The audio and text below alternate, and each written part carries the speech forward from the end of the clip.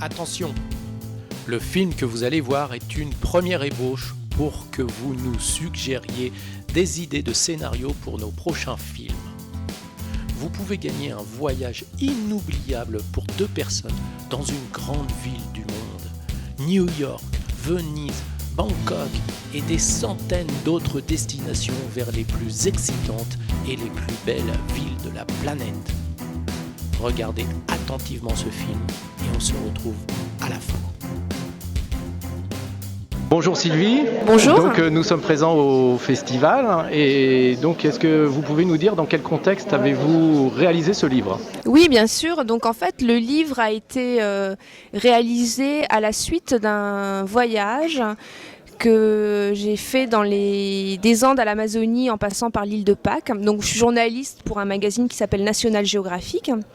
Et pendant un peu plus d'une décennie, j'ai réalisé des reportages sur les peuples autochtones dans le monde. Et en fin 2008, j'ai décidé de prendre une année sabbatique pour partir à la rencontre de peuples amérindiens en Amérique du Sud et prêter davantage l'oreille à ce que ces populations avaient à nous dire et éventuellement à nous apprendre. Donc je suis partie sans itinéraire préétabli, sans obligation de compte rendu, ni contrainte de temps. Et l'idée était vraiment de laisser le voyage se dérouler au fil des rencontres et au gré de l'intuition. Donc mes pas m'ont mené des Andes à l'Amazonie, en passant par Rapa Nui, qui est le nom autochtone de l'île de Pâques. D'accord, et vous pouvez nous parler un peu plus des propos du livre ?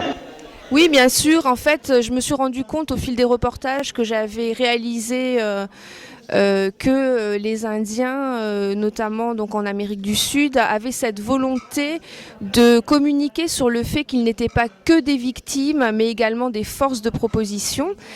Et donc le propos du livre, c'est de montrer aux gens que ces populations, en alliant sagesse ancestrale et technologie, parviennent à relever des défis contemporains et que leurs initiatives créatives peuvent nous inspirer à nous occidentaux.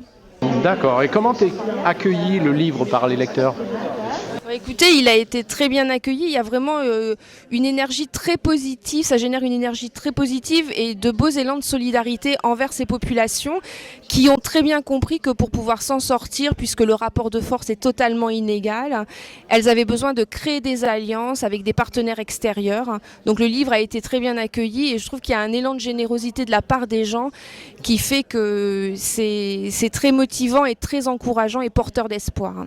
Eh bien, merci beaucoup Sylvie, et puis je suppose que vous serez peut-être présente au prochain festival Partir Autrement. Merci à vous.